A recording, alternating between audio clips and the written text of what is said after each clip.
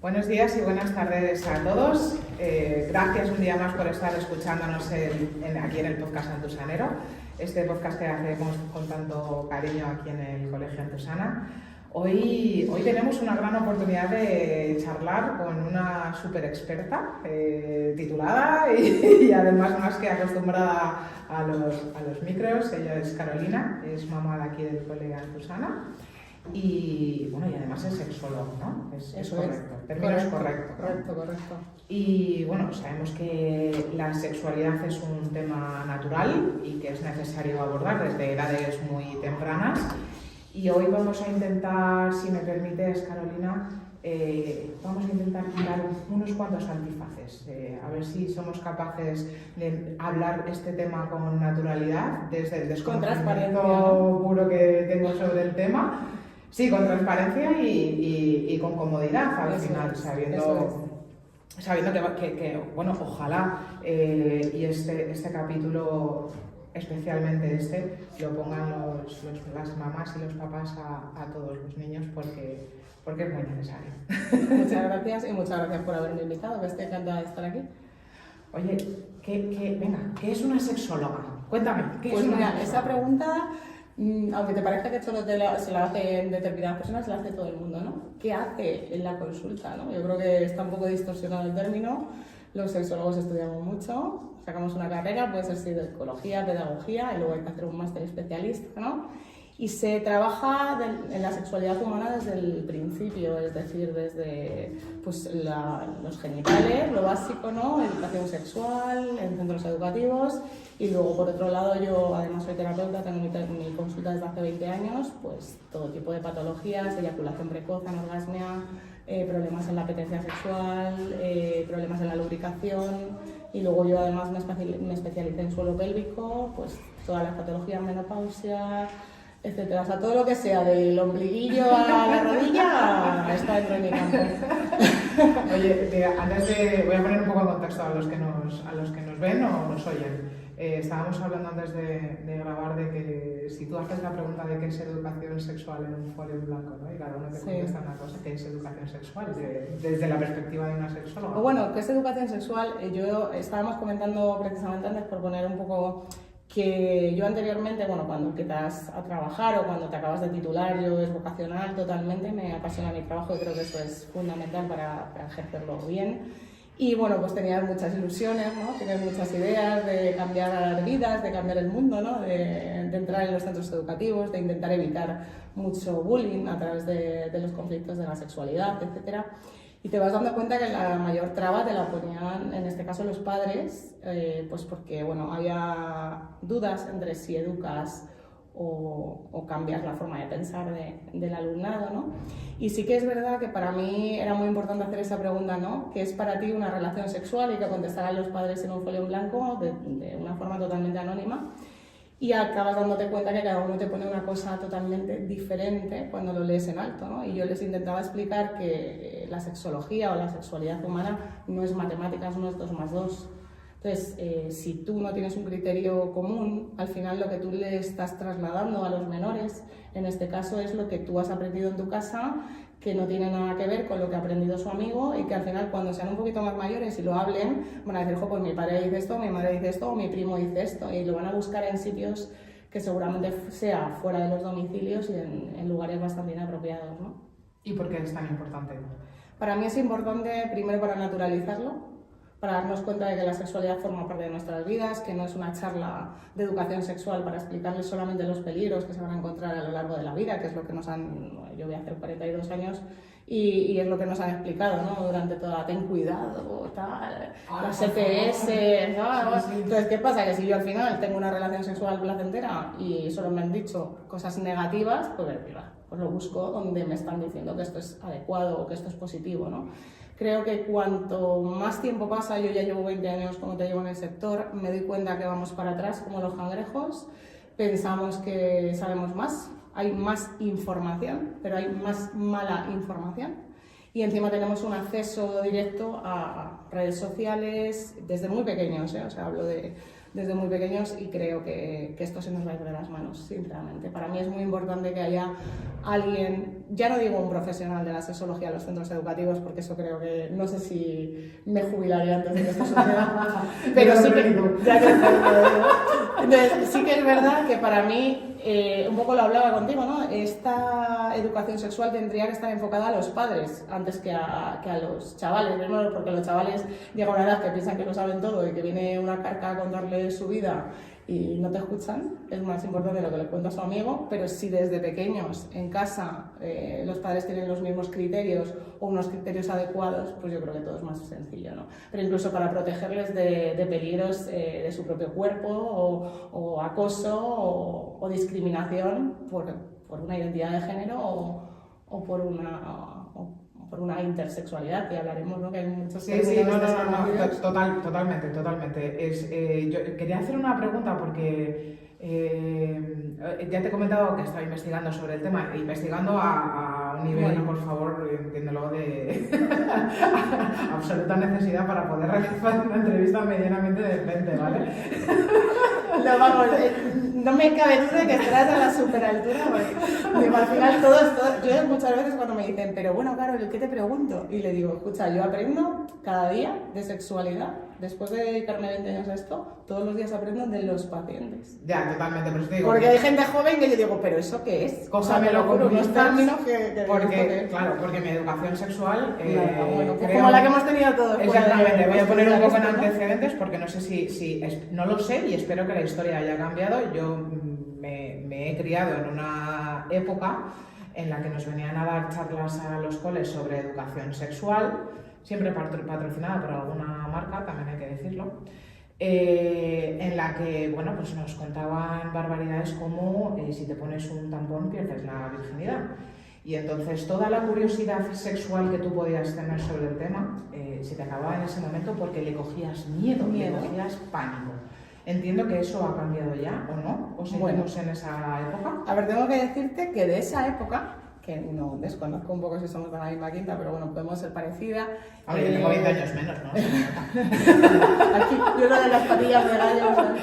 Pero sí que es verdad que en esa época se ha generado una enfermedad o una patología, vamos a decir patología, ¿no? Que se llama vaginismo, que no sé si sabes lo que es, pero es la imposibilidad de tener relaciones o de incluso ponerte un tampón, ¿no? Porque tu propio cerebro cierra el cuerpo y al final por ahí no entra nada, ¿no? Yo tengo muchísimas mujeres en consulta de mi edad o de edades parecidas porque, no voy a decir por esas charlas, porque tampoco vamos a responsabilizar a 100%, pero sí por esa educación sexual y por los miedos que se han generado, pues hay muchísimas patologías sexuales. Yo me acuerdo que una amiga mía me decía, cuando empecé, ¿no?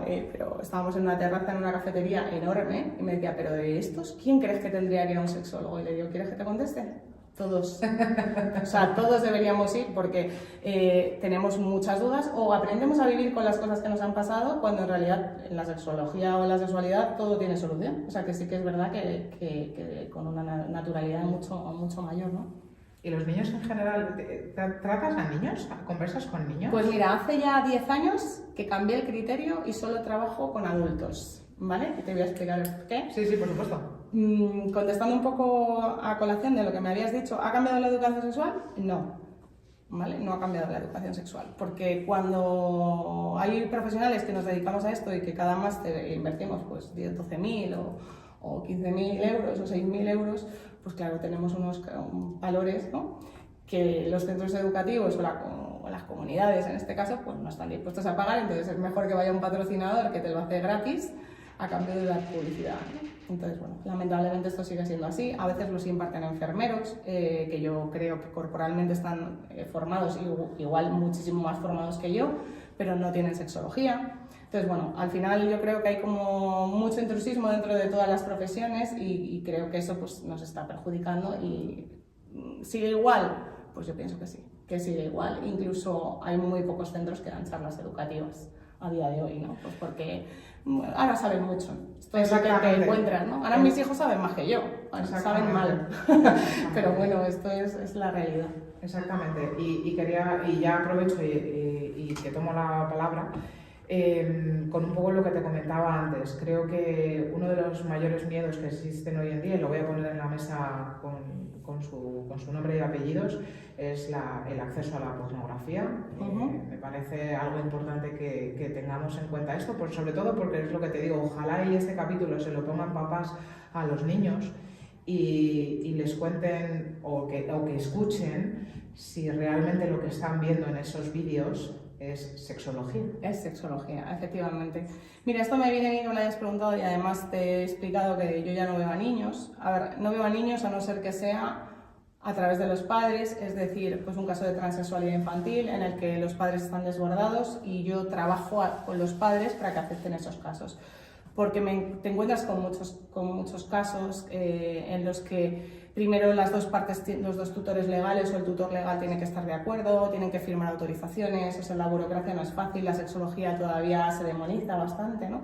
Entonces, bueno, pues llegó un momento en que por quitarme complicaciones lo hice, pero otra de las cosas que me estaba encontrando era la sexualización infantil. Ya no hablo solo de la pornografía, sino la sexualización infantil, no hablo de los últimos 5 años, sino de los últimos 10-15 años, en los que el término más buscado en Google o en San Google, que era lo que me decían los alumnos de entonces, yo me reía, San Google, ¿no? Porque bueno, ahí ya sabes que hay de todo, era ¿qué es hacer el amor?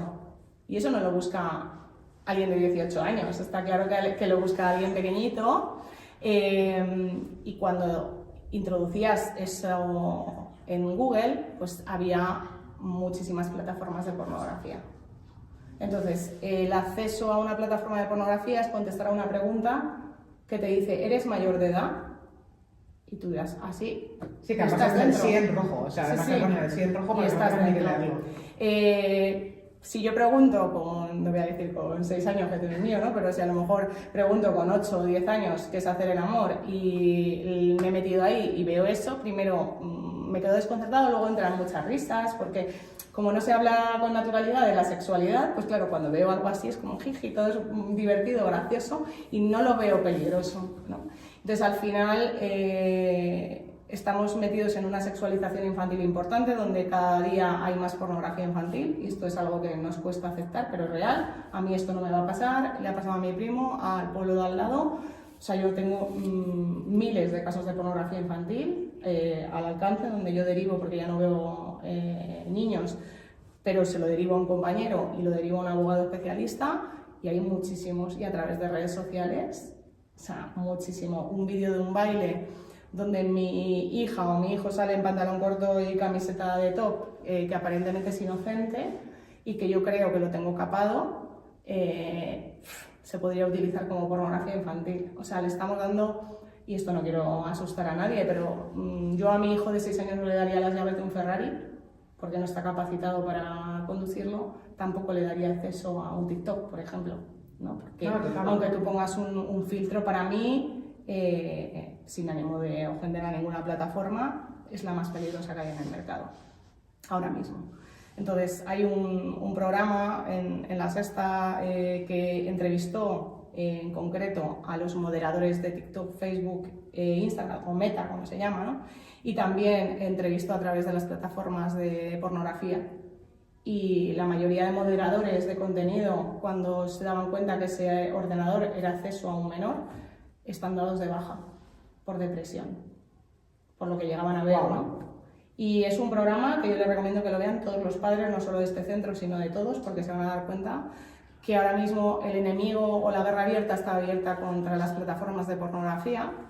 Para mí, que un niño tenga acceso a una plataforma de pornografía es que es súper fácil, o sea, no hay muchas cosas que se puedan hacer, ni siquiera yo con adultos adictos a la pornografía tengo fácil el restringirles el acceso, o sea, es decir, que es difícil pues, controlar, ni siquiera con un control parental es tan fácil como pensamos. Hay que explicarles que es ciencia ficción, que igual que yo veo Avatar y no pienso que me voy a tomar un café con el monstruito azul, porque no existe, pues esto no es la sexualidad ni es lo que se van a encontrar en el día a día, cada día los vídeos son más violentos, etc. Pero estamos abriendo una guerra contra una plataforma en la que todos estamos muy concienciados de que es peligrosa, pero tenemos otras plataformas amigas, entre comillas, ¿no? Que son muchísimo más peligrosas. Entonces, ¿Se puede sexualizar todo, en realidad? Se puede sexualizar todo. Se puede sexualizar todo. El contenido que tú veas tú lo ves como, no, yo lo veo como madre. Yo hace tiempo que hay distintos personales que no trabajo con ellos en consulta porque, bueno, soy madre y yo creo que al final no soy objetiva. Entonces sí que es verdad que para mí es importante entender que detrás de un perfil de un niño puede haber un adulto hablando y que es muy difícil, o sea, no quiero que se responsabilicen los padres ni mucho menos, pero es muy difícil controlar esto, es muy difícil. Es algo que yo creo que va a ocasionar problemas y que se nos va a ir de las manos porque hay muchísima pedofilia, hay muchísimos pederastas y ahora mismo no buscan contenido de pornografía infantil o acceso a la pornografía infantil a través de las plataformas de pornografía, sino que es a través de las redes sociales. Carolina, yo siento decírtelo así, pero me debo a mi público. Sí, claro. Entonces hoy nos han mandado una pregunta. Bueno, que vamos a ver si sé interesante. contestarla. No, justo a raíz de lo que estás diciendo. Y yo creo que aquí podemos hacer un poquito de crítica, ¿vale? Venga. Un poquito de crítica en los que me incluyo. Igual no lo hacemos bien, ¿vale? Que sí que es verdad que podemos creer que tenemos una mente más abierta, pero no lo estamos haciendo del todo bien. Antes hablabas de hablar con naturalidad y quizás esto lo voy a coger como el supertitular, ¿no? de esta entrevista de hoy, ¿no? Pero estamos todos los padres que si la pepitilla, que si el chimichurri, lo estamos haciendo bien. Debemos hablar con propiedad. A ver, para mí es muy importante que se hable de cada término como es, ¿vale? Porque al codo no le dices el piquito, ¿sabes lo que te quiero decir? O sea, es como... Me da vergüenza hablar de estos términos y son los únicos a los que les cambio el nombre. O sea, cuando tú le hablas a un niño o a una niña o a un menor de los ojos, no dices los huevitos, ¿sabes lo que te quiero decir? O sea, al final le cambias el nombre a partes en los que tú te sientes que son partes violentas de su cuerpo y por eso lo endulzas o cambias el nombre, ¿no? Cuando en realidad lo que tendríamos que nombrar es a todo por su nombre porque forma parte de su cuerpo y es tan importante como el dedito gordo del pie, ¿no? O sea, o el dedo gordo del pie. Entonces, yo creo que hay que hablar con naturalidad y con cada término. Ahora, entrar aquí e intentar educar a padres todavía, pero a abuelos, ¡uff! Esto es una guerra perdida, ¿eh?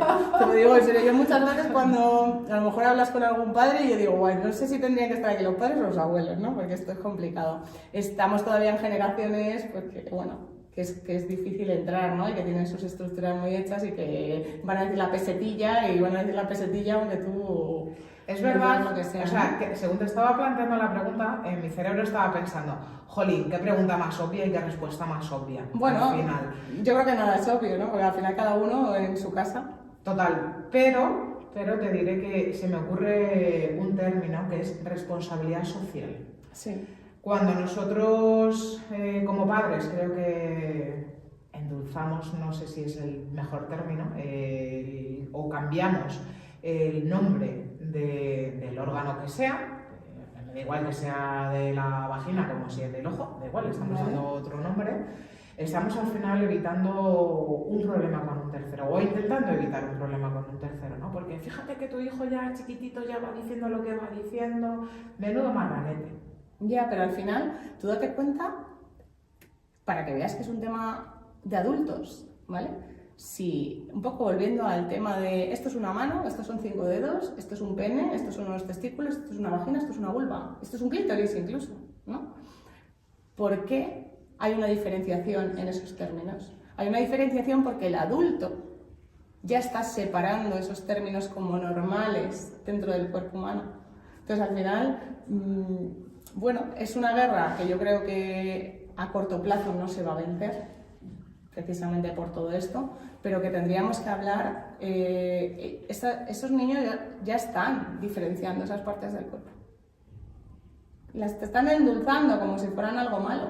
Vamos a ver, es que es exactamente igual que una mano, es exactamente igual que un antebrazo o una rodilla. Entonces, yo creo que esto pues, es una guerra que tenemos que pelear. O sea, hay muchas guerras dentro de la sexología que tenemos que pelear en educación. Muchísimas, y esta sería una de ellas. Hablemos de sentimientos. Esta pregunta te la hago porque me resulta realmente complicada, ¿eh? Últimamente se escucha mucho en televisión, creo que lo habremos escuchado todos los que estamos hoy aquí. Para tener una sexualidad completa, activa y disfrutarla, tiene que haber sentimientos de por medio en sí. Bueno, yo creo que hay muchos tipos de sexualidad. Yo ante todo creo en la libertad, en que las cosas se hagan de una forma libre. Yo no lo vinculo necesariamente a la emoción, creo que hay otro tipo de relaciones, lo que sí que lo vinculo es a la libertad del ser humano.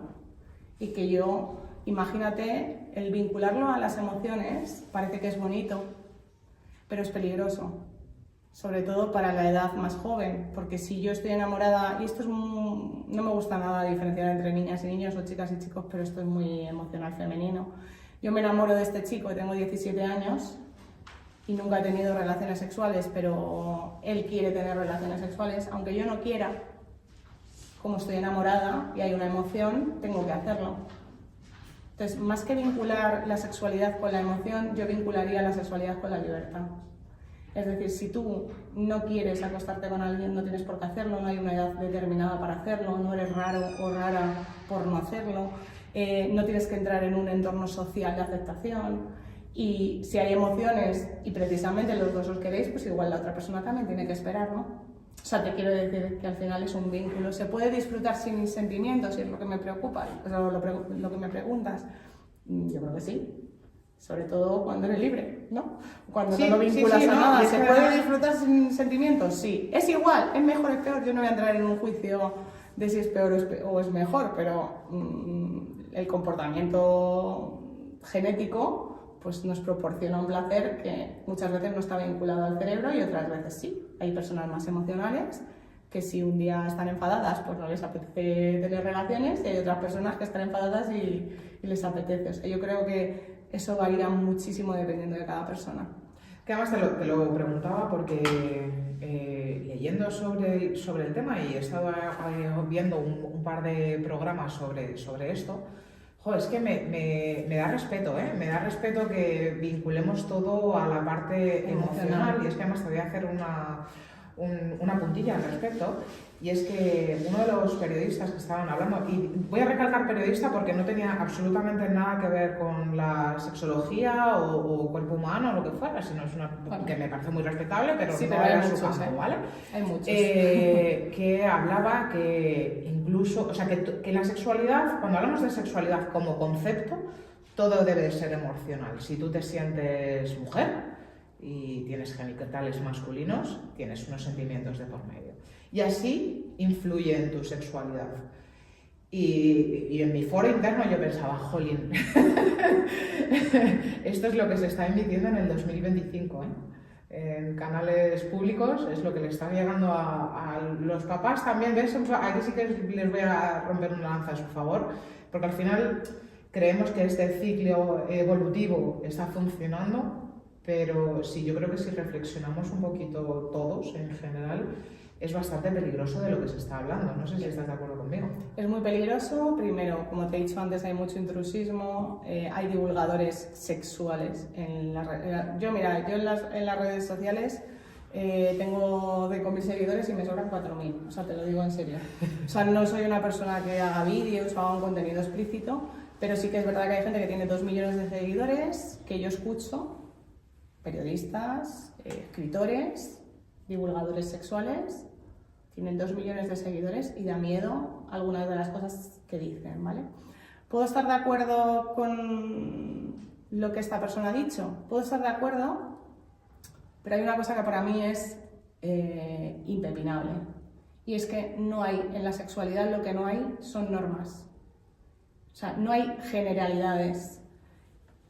Cuando yo trabajaba en la radio, que te lo he comentado antes, yo siempre estaba un poco enfadada con el director, porque yo no he entrado por el aro de da 3 tips, da 4 consejos, da 5 generalidades, tal. Porque yo siempre le decía una cosa, por lo menos en sexualidad, lo que le funciona a una persona no le funciona a otra. Si tú das esos tips, generalizas, y si hay otra persona diferente, se va a sentir mal, o hay alguien al que no le funcionan esos consejos, o hay un niño al que tú le estás dando. Por eso es tan importante el criterio un poco cerrado de lo básico, ¿no? pero también dejar que ellos sean libres, ¿no? Entonces, la emoción es importante, por supuesto que es importante. Para mí debería de haber una asignatura, que por supuesto partiendo para mi casa tendría que ser sexología, y por otra, educación emocional en los centros educativos, pero no tendrían que ser la misma. Luego esa persona lo puede mezclar o no, pero tendrían que ser dos asignaturas. O sea, para mí la educación emocional es muy importante, pero no tendría por qué ir vinculada. Se confunden muchos términos. Ahora que me dices lo de si una persona se siente mujer, etcétera, es un tema muy complicado. Podríamos estar aquí haciendo 7 programas explicando lo que es la transexualidad o lo que es la identidad de género. Los adultos no lo entendemos, no se lo podemos explicar a los niños. Yo siempre pongo un ejemplo muy claro para niños muy pequeños y es un bote de Coca-Cola relleno de Coca-Cola, perdona por decir marcas, por cierto. No pasa Un nada. bote de Un saludo Fanta, a los amigos de Coca-Cola. relleno de Fanta y un bote de Coca-Cola relleno de Fanta, ¿vale? Y cuando tú le dices a un niño de 5 o 6 años, ¿esto qué es? Coca-Cola, lo echas en el vaso, Coca-Cola, Fanta, Fanta, y cuando echas Coca-Cola y cuando echas Fanta, no hombre, no, lo que tú ves es Coca-Cola, ¿no? Esto es Coca-Cola, ¿no es Fanta? Digo, no, es Coca-Cola, ¿la lata de qué es? Es de Coca-Cola, pero cuando lo has echado de Fanta, pues eso es una transexualidad. Una transexualidad es un líquido real encerrado en un cuerpo que no le corresponde. Emoción, no emoción, desarrollo, no desarrollo. Hay que escuchar más. Una persona, un niño de 5 años no está contaminado. Y si te dice que es niño y tiene vulva, no está contaminado. Una persona de 14, 15 años hay que hacer un estudio, porque ahí hay contaminación social. Entonces es un tema muy complicado. No es un tema de emociones y genitalidad. Sabes que te voy a emplazar a otro programa sobre esto, ¿no? Lo que quieras.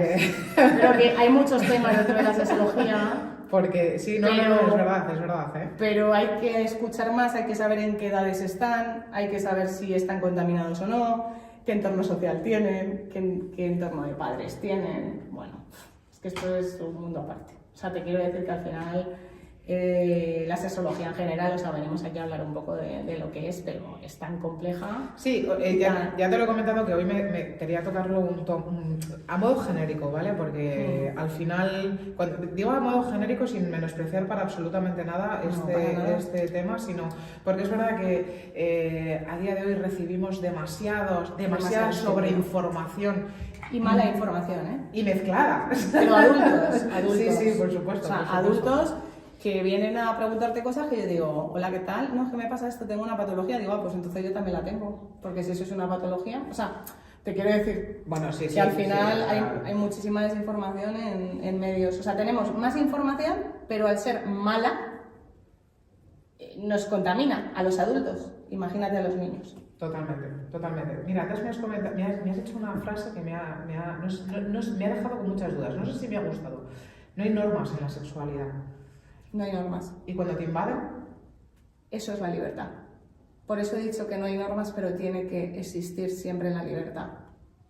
Es decir, tú tienes que ser libre para saber decir no, para decir no. No para saber decir no, para decir no, sin estar aceptada en un entorno social o aceptado en un entorno social. Tienes que ser libre para hacer lo que quieras, pero no hay unas normas dentro de las que tú te pongas, siempre y cuando tú no cortes las normas de otra persona, porque entonces cortarías la libertad. No sé si me he explicado. Perfectamente. ¿Vale? Entonces, para mí no hay normas, no todo vale, si es a lo mejor me mal expresado, sino que no hay cánones cerrados, vamos a decirlo de otra manera, ¿vale? Sino que tú eres libre de vivir tu sexualidad de forma individual como te dé la gana, y cuando ya abarcas con otras personas, pues tienes que respetar su libertad, ¿no?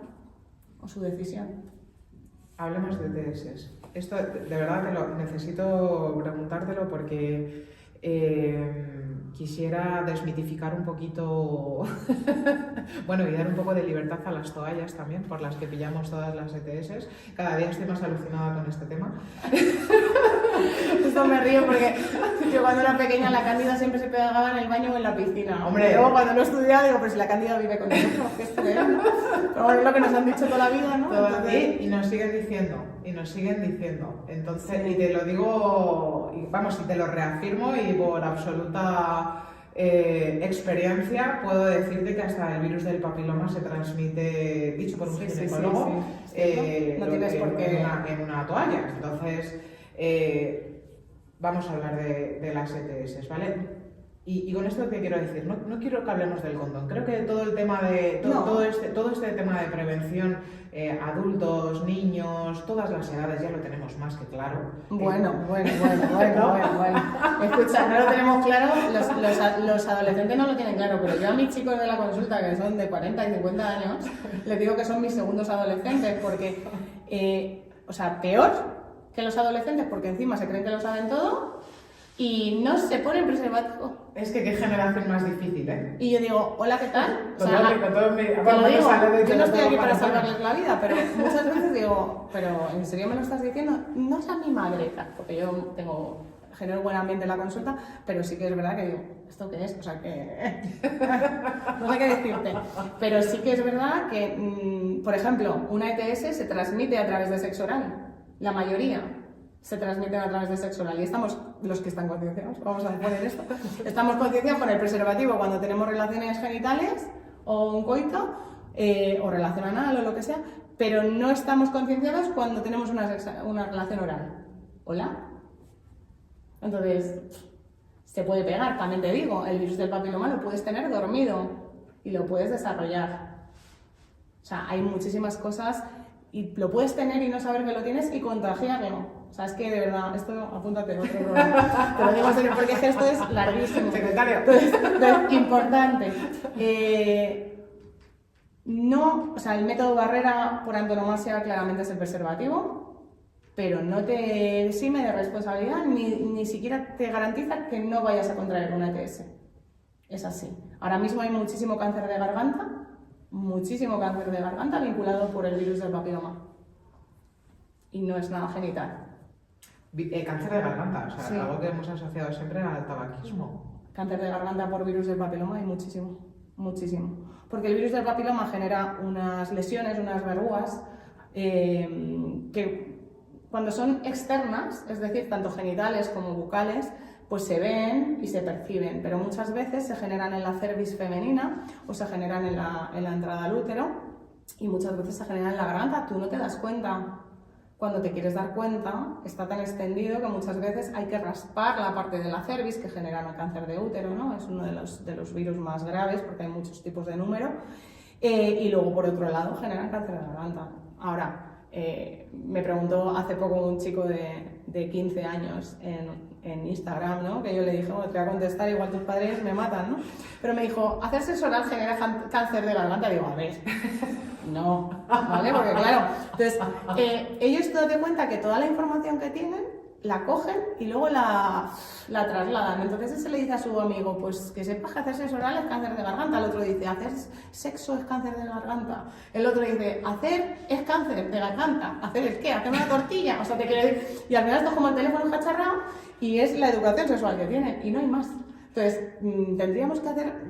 Yo pienso que generar un ambiente de confianza en los domicilios, o sea, yo por eso creo que la educación sexual es para los padres o para los tutores o para los profesores, me da exactamente igual, pero generar un ambiente de confianza en el que tu propia familia te pueda preguntar las dudas de una manera sencilla y sin echarse las manos a la cabeza, ¿no? Y que alguien, o sobre todo que cuando alguien te haga una pregunta de este tipo, pues no digas, anda, ¿cómo no vas a saber eso? Pues evidentemente si te lo está preguntando no lo sabe, ¿no? Entonces es importante, pero... Ante todo... ole por el niño que te consultó antes que a Google. O sea. Me escribe mucha gente, ¿eh? A las redes sociales me escribe mucha gente. Sí que es verdad que te escriben de una manera, pues, bueno, a veces tienes dudas hasta si la pregunta es de verdad. Porque claro, te das cuenta...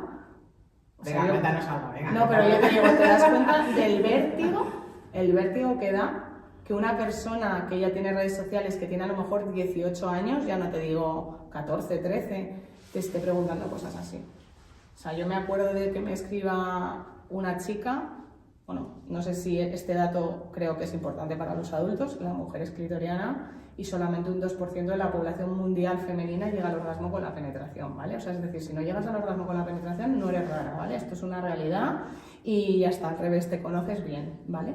Me escribe una chica y me dice que ella está muy contenta con su novio, bueno, un poco a lo vulgar, ¿vale? Pero bueno, vamos a hacerlo de una manera educada, porque tiene 10.000 orgasmos. Y digo, pues muy bien, tal. Y que claro, que esto, pues que a ella no la pasa. Digo, bueno, pues ten suerte, ¿no? Ponte un pin porque es vaginal y tal, ¿no? Y no, porque mi chico me da un montón de orgasmos y tal, ¿no? Y luego me escribe el novio de esta chica, y me dice que es un clítoris. O sea, la persona que le ha estado... No, perdóname. O sea, yo disfruto muchísimo y el otro me pregunta qué es un clítoris. Y digo, pues joder, pues esto, perdón. No, pero digo, ¿esto qué es, no? Esto es cultura y educación sexual a tope, ¿no? Entonces, seguramente esa chica disfrute, yo no lo reniego, pero es muy probable que lo que ella sienta como un orgasmo no lo sea. Y no haya tenido ninguno en su vida. Y hay mucha gente adulta que no ha tenido un orgasmo en su vida. Aunque nos cueste creerlo, pero es una realidad. Sí, y aquí voy a decirte algo. No sé si de algún modo me voy a meter en un jardín que igual que no me llaman y la palabra igual es un poco fuerte. Voy a hablar de responsabilidad paternal. Es curioso, muy curioso, que en libros de texto a día de hoy, cuando estamos hablando de genitales o de la zona... Voy a coger lo que has dicho tú al inicio de la entrevista, desde el ombligo hasta la rodilla. ¿Solo hay vagina o pene? No hay nada más. O sea, los testículos también se me nombran. ¿Ah, sí? Bueno, sí. Y uretra también lo he visto. He estado bicheando en libros de texto que hoy en día se propagan, se comercializan, no sé si lo desconozco. Puedo decir que son libros de la ESO, no de primaria, y me he quedado alucinada realmente, O sea, es así. O sea, es como lo estás contando. Yo no sé hasta qué punto ahí también tendríamos que hacer un poquito de autocrítica nosotros, de si un niño con 18 años no ha sido capaz de preguntar antes. Oye, pero es que no hay nada más. Con esto te voy a hacer una pequeña pincelada a un gran psicólogo. Yo no me llevo especialmente bien con él, ¿vale? Que era Freud, ¿vale? El psicoanálisis. Escribió los 3 ensayos de sexualidad, ¿vale? Es decir, la base de la sexualidad humana, y en uno de sus pasajes dice que la mujer, es decir, el ser humano femenino o el cuerpo femenino, somos los únicos que tenemos un órgano que no sirve para nada, que es el clítoris. Eso está puesto en uno de los ensayos de sexualidad de la educación sexual humana. Entonces, ya desde ahí que te puedes echar las manos a la cabeza, sí, hasta hoy. O sea, todo lo que... somos un país que va para atrás porque no se mencionan los puntos de placer, solo se mencionan la genitalidad pura y dura, y luego, por otro lado, tenemos a Gregorio Marañón, que fue un sexólogo increíble, que escribió libros de intersexualidad, de transexualidad, y que todos están fuera de España, y que cuando tú vas a la estación de Gregorio Marañón hay un cartel así de grande donde pone médico tal, y no mencionan absolutamente nada de la sexología. Cuando se estudia en el máster como un gran maestro de la sexología, y, o sea, todo lo que está relacionado con la sexualidad da miedo, y por eso se oculta. Y por eso se lo ocultamos a los niños, y por eso se lo ocultamos a los adultos, y por eso somos un país desinformado, porque esa es la realidad. Entonces, al final, yo muchas veces digo, soy una privilegiada, no sé si soy una privilegiada, pero elegí estudiar esto, y primero, soy una chica normal, también te lo digo, porque mucha gente no sé qué pensará, pero me ha hecho entender muchas cosas, sobre todo de la sexualidad femenina. Sobre todo de por qué cuando hay gente que tiene 50 años, la mayoría de la libido, o de la libido, que es como realmente se dice, baja, es femenina. Claro, es que la mitad de esas mujeres no saben lo que es disfrutar. Y esto es una triste realidad. Y esas mujeres, o esos hombres, o esas parejas heteronormativas antiguas, ¿no? Porque al final es un poco así, han dado educación a los padres de hoy. Los padres de hoy, como pueden y sobreviven, dan educación a los hijos de hoy, los hijos de hoy, como pueden y sobreviven, darán educación a los hijos de mañana, y esa es la generación que nos queda. Por eso para mí es tan importante la educación sexual, porque es lo que hemos vivido cada uno en nuestro domicilio.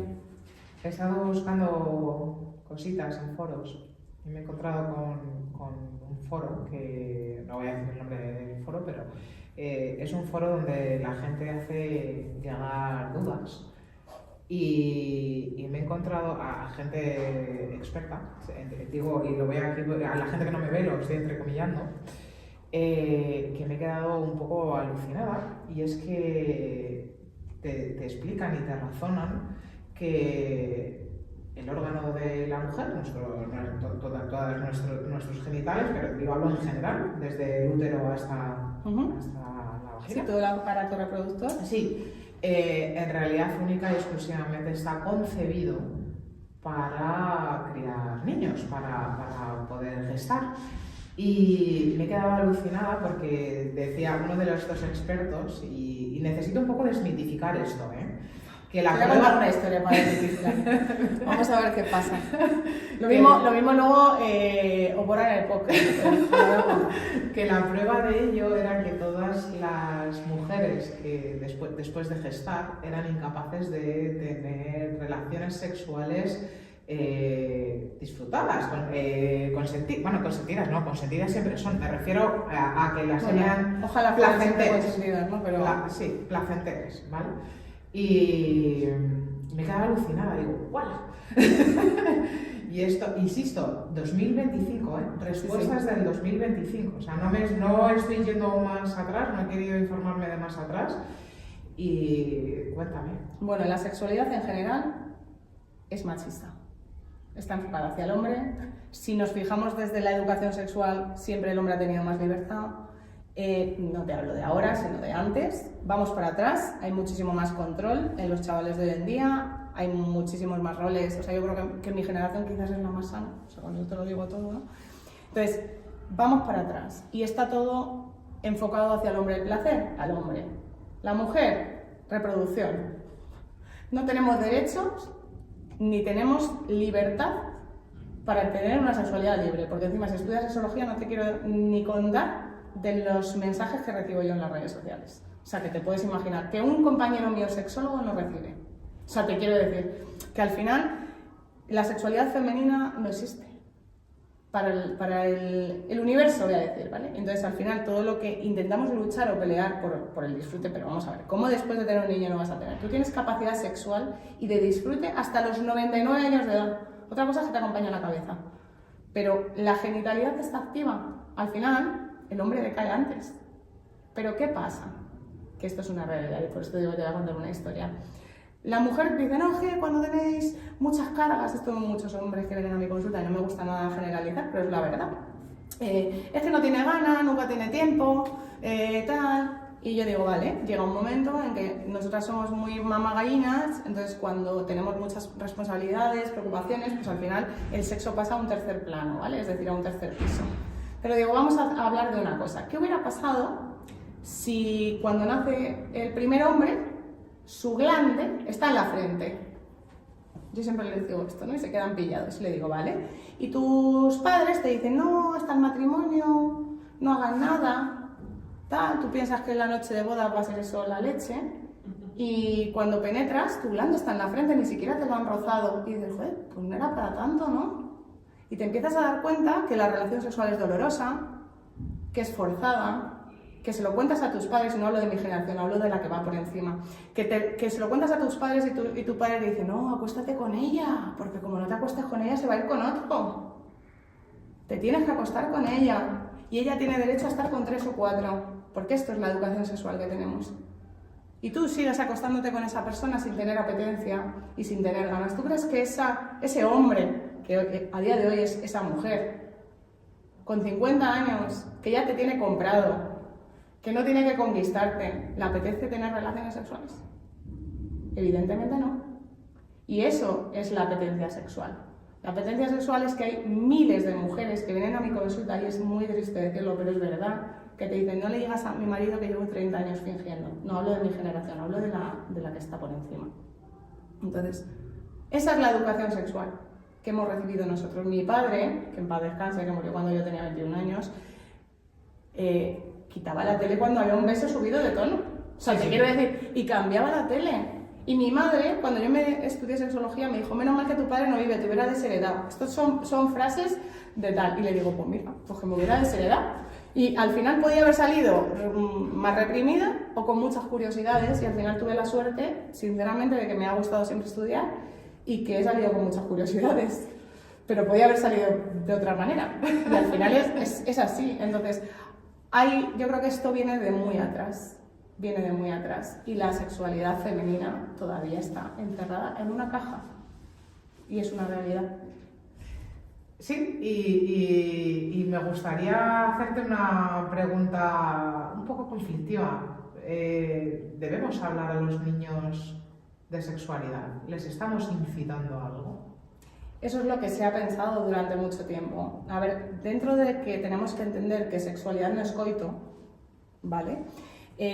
Sexualidad es tipos de familia, sexualidad es identidad de género, sexualidad es que un niño se pinte las uñas y que no vengan sus amigos de 3, 4, 5 y 6 años a decir que eso es de niñas. Sexualidad es que cuando los niños van a la guardería, y además es que hay un salto, te vas a dar cuenta, cuando los niños van a la escuela infantil, perdonad, que todavía tenemos ese concepto, ¿vale? Entonces, van a la escuela infantil, tú ves a niños y niñas jugando con carritos y con bebés, y ves a niños y niñas jugando con dinosaurios, y ves a niños y niñas jugando con lo que sea. Y cuando van al cole, a infantil, ya hay una separación de eso. Y, bueno, a día de hoy sigue habiendo coles de niños y de niñas. Bueno, ya te digo, aquí en Móstoles hay, por ejemplo. O sea, te quiero decir que al final, para mí la educación sexual es que no hay género en muchas cosas, que si hay he traído algunas lecturas, ¿no? Hay un libro que para mí es fundamental para niños muy pequeños que se llama Un puñado de botones, que con unas imágenes te explican los tipos de familia, ¿no? Y te dicen, mira, esta familia tiene 4 miembros, esta familia tiene 2 mamás y un perro, esta familia tiene diferentes colores en los botones, esta familia tiene 2 papás. Y de verdad, o sea, que es que los niños están mucho más abiertos que los adultos. Que todo es más sencillo de lo que pensamos. Exactamente, sí. O sea, yo no voy porque sean más abiertos. Yo creo que los que tenemos niños pequeños podemos... lo comprobamos día a día, ¿no? Es como... Está todo por escribir. Todo. Hay muchísimas lecturas. Hay lecturas infantiles de todo tipo. Hay lecturas infantiles que no tienen los centros educativos. Hay un libro que se llama Mi primer amor, que es un libro muy pequeñito y es de 2 niños. Pero ¿cuántos libros así hay en los centros educativos? Un niño que se empieza a sentir atraído por otro niño, ¿qué referente tiene en la lectura? ¿Qué referente tiene en la educación? Cuando hasta en los libros de texto de infantil o de primaria se habla de figuras de padre y madre. Yo estoy separada y mi hijo lo ve como algo normal porque yo me separé cuando mi hijo tenía 8 meses. Pero muchos amigos suyos le preguntan, ¿pero por qué no viven juntos tus papás? Y él naturalmente dice, pues porque antes eran... Yo se lo he explicado siempre bien, porque antes nos queríamos y ahora nos queremos, pero somos amigos. Y ya está. O sea, mucho más sencillo que tal. Pero ya entre esas edades ya es como, pero no es normal. No sé si me estoy explicando. Perfectamente. Entonces creo que la base de la educación sexual no es un coito. Y ese es el problema de mucha gente que cree que inducimos o que estamos intentando provocar cosas en los cerebros infantiles, ¿no? No, esto no es una conspiración de nada. Al revés, creo que se evitan muchísimas cosas con naturalizar que a día de hoy vivimos en el mundo en el que vivimos y que a lo mejor a ti no te gusta en el mundo en el que vives, pero es lo que hay. Entonces, o educas a tu hijo dentro de este mundo, o le estás separando a lo que se va a enfrentar. Por eso para mí es muy importante también la educación afectiva en los centros educativos y las emociones, etc. Carolina, ya por terminar, bueno, me has contado alguna que otra anécdota, pero a mí me gustaría alguna así con chicha. A ver, yo tengo que decir que después de muchísimos años yo no suelo hablar de mi trabajo. Es decir, no suelo hablar de mi trabajo dentro de que es confidencial, ¿vale? Pero bueno, hay 1000 cosas que se pueden contar, ¿vale? O sea, te quiero decir, desde cosas tristes, como por ejemplo lo que he contado, ¿no? No le llegas a mi marido que llevo 30 años fingiendo. Desde mujeres que vienen a consulta porque se consideran anorgásmicas, es decir, no tienen la capacidad de orgasmo y simplemente es que no llegan al orgasmo con la penetración. Y yo me incluyo, somos muchísimas que no llegamos al orgasmo con la penetración, si no nos estimulamos otra zona, me refiero, ¿no? O hay un frotis con otra zona. Desde hombres que me dicen, te voy a traer a mi mujer para que la arregles. O sea, esto que yo digo, y al final el que se queda en consulta es él. O sea, esto ya te lo digo. Desde muchísimas cosas. Hombres que se ven muy... hombres jóvenes con disfunción eréctil, que hay muchísimos, no solo por la pornografía, sino por la presión social que tenemos y por la presión que ejercemos el género femenino de tú eres el responsable, mi placer está en tus manos, tú tienes que poder, tú tienes que tal, y al final les desborda y acaban por no tener relaciones porque piensan que tienen un problema. O sea, que también hay chicos que sufren la sexualidad, desde chicos que tienen poca apetencia sexual y que les señalan con el dedo porque el hombre siempre tiene que tener apetencia. Entonces, si no ponemos adjetivos Efectivamente, pero es que ellos socialmente también se ponen esos adjetivos. Entonces, desde que cada persona es un mundo y que aquí no hay géneros, si no hay, vuelvo a decir la palabra, libertad, y que para mí lo más importante dentro de la sexualidad es la libertad, y que yo siempre he tenido un eslogan cuando tuve una tienda y tal, y yo decía que nuestra sexualidad es nuestro secreto más preciado, y eso es verdad, pero también puede ser nuestro paraíso. Lo que pasa es que nos cerramos a abrir esas puertas, pero nos cerramos porque nos da miedo y porque socialmente estamos contaminados. Sí, eso es así. Y creo que no ha dado posible otra lectura más que un sí. O sea, tienes toda la razón. Y es así. Oye, antes me has dicho que escuchas nuestro podcast.